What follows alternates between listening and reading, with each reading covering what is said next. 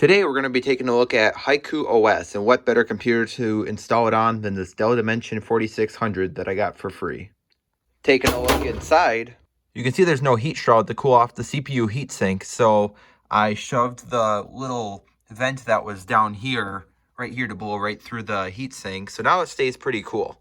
So surprisingly, this can boot off of USB. This is probably one of the earliest computers that can do that. So I have Haiku OS on this USB, so we'll go ahead and boot it up and boot from the USB drive. And here we are booting into Haiku OS.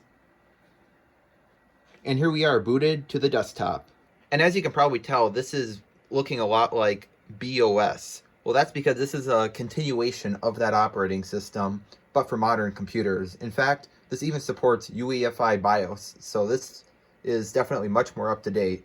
But it's still based off of the very 90s BOS, including the icons and just the overall design, which is really cool for a modern OS to look like this. But right now it is not installed. We are booted live off of the USB drive, similar to a Linux distribution. So let's go ahead and install it to the hard drive. So we want to go up here into applications and go down to the installer.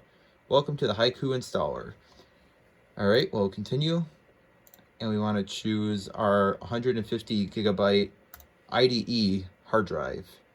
Show optional packages. I'll just leave it all the default. We'll get everything, just so everything works. And let's begin. And this video is not sped up. This is actually installing that fast. I don't know what kind of magic they did to make this possible, but yeah, it's about halfway done now.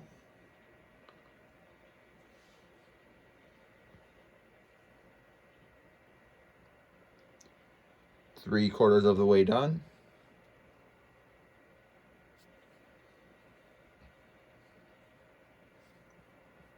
And that was the full install process. That was all in real time. I'm not speeding that up. So we'll go ahead and quit out of this and shut it down, and then boot off of the IDE hard drive.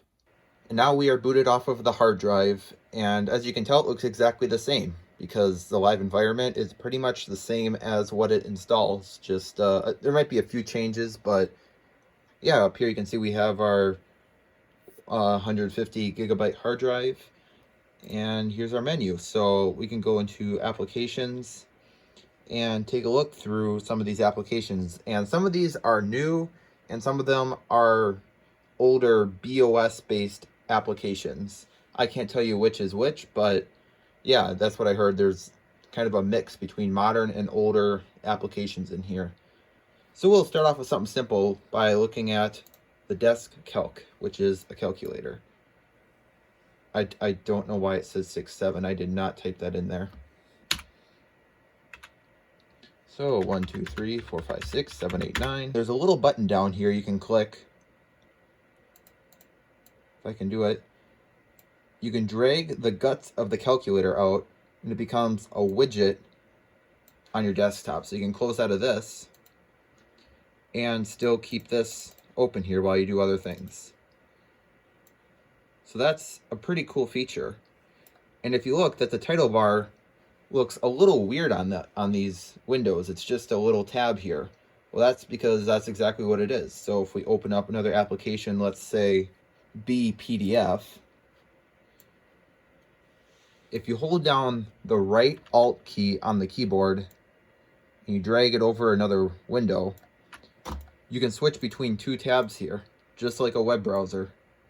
That is very ahead of its time, and I'm surprised we don't see this on more modern operating systems. That's a pretty neat feature.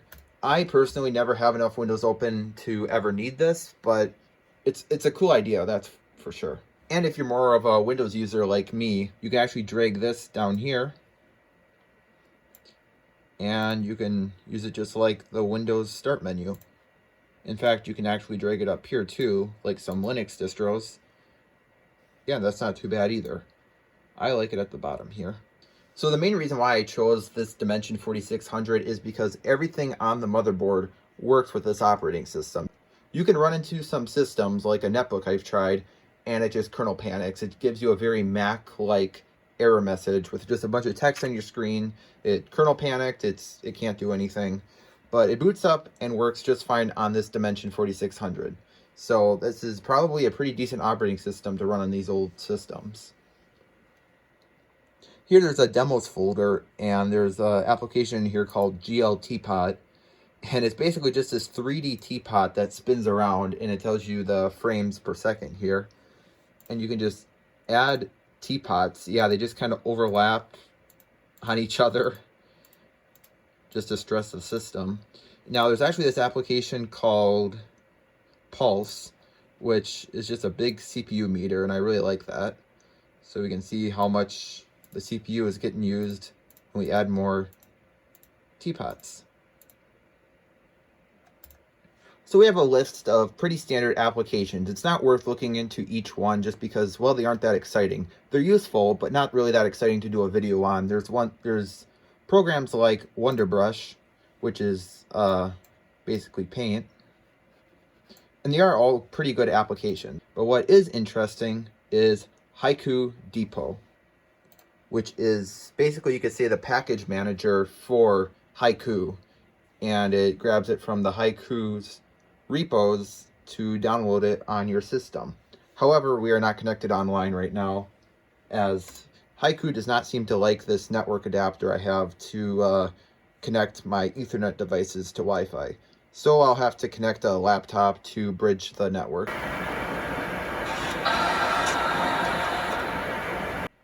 I have it bridged up to my Wi-Fi with a MacBook. So now, if I do ping google.com, we get replies. So let's go back into Haiku Depot and give it a bit to update all the repositories. So here is Haiku Depot, and there's a few featured things here. So if we go to all packages, there's all sorts of games and applications. Let's start by just getting some basic games like 2048. So here it is. Let's go ahead and install it. Now, I don't know how long this will take. It might take a while because of the network connection. It might take a while because of the CPU. It might take a while because of the hard drive. Oh, okay, it's done. Let's go ahead and open it. And look at that. It's right. Looks just like what you would do on the web browser. No animation really, but do they have any breakout games? They do. They have K Breakout. I feel like I played this on Linux. Let's go ahead and launch K Breakout.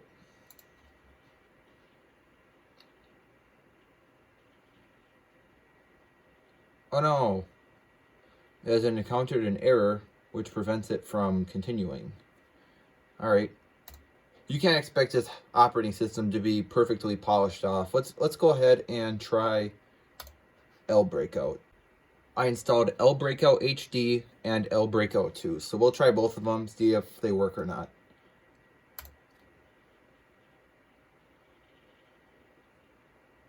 Oh no, come on. I thought for sure that was going to work. Let's try it one more time. Nope. Let's try L Breakout 2. Yes, this is the one I've played before. I think there's audio. Let me go ahead and connect a speaker. Powering on.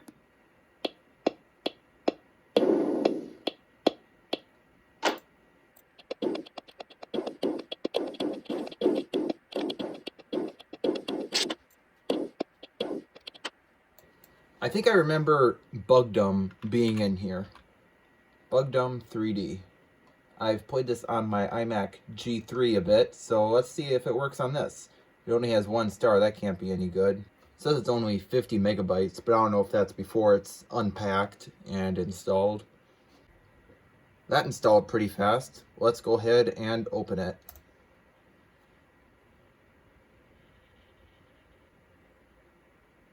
Hey, come on, please work.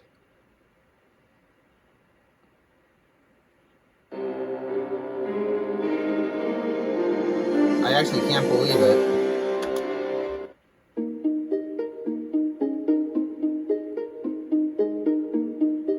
Alright, I don't think it's running so great though. Alright, let's go ahead and turn down the detail.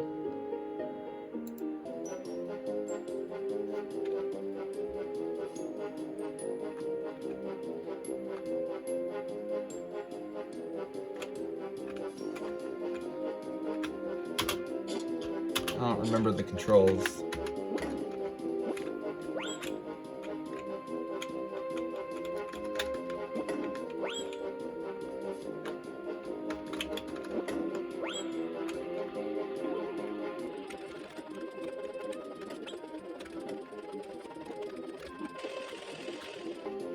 Yeah, it seems to be working, although I feel like it should be performing quite a bit better than it is for this hardware, since the iMac G3 runs it pretty good, and that has considerably worse specifications than this Dell Dimension does. So that's enough games. It's a bit hit or miss with this operating system, and it's probably different depending on what hardware you're running it on too. So let's try a bit of web browsing. I'm going to install a web browser called Falcon, and it's a pretty up-to-date web browser for this operating system. Now, I think there is a version of Firefox that runs on here, but I can't imagine it would run too great on this hardware, so we'll just go with this web browser. And in fact, there's actually one built in called Web Positive, which I think that's based off a web browser called Net Positive.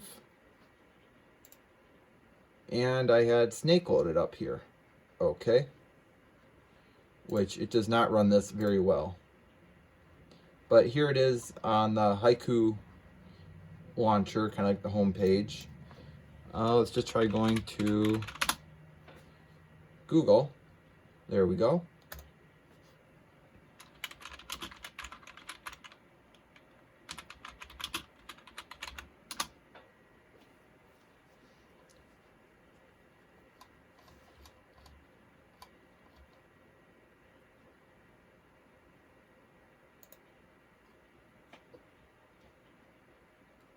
This is impressively fast.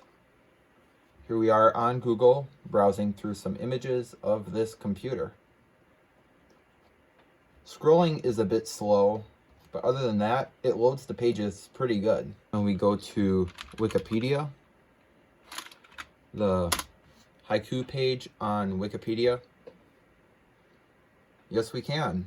It's a little glitched out. There's some icons that aren't loading in, but otherwise it seems to be pretty good.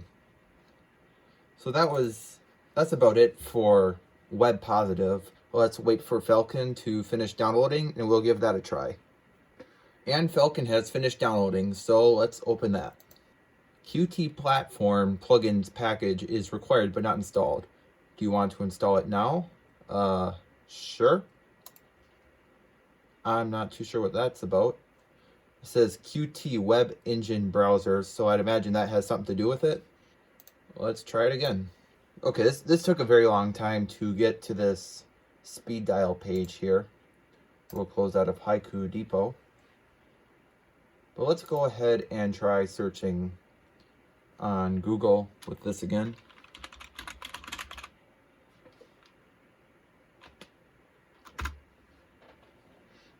Now you can probably expect this to be a bit slower just because it's a more up-to-date web browser. It'll render things better, which puts more strain on the system. But at least it is a pretty modern web browser. And there's actually a built-in ad blocker too, which is almost essential in today's internet. So that's pretty nice. And could definitely help out this old system. I can see the CPU is maxed out down here. Okay, it has finally loaded Google. Let's try searching.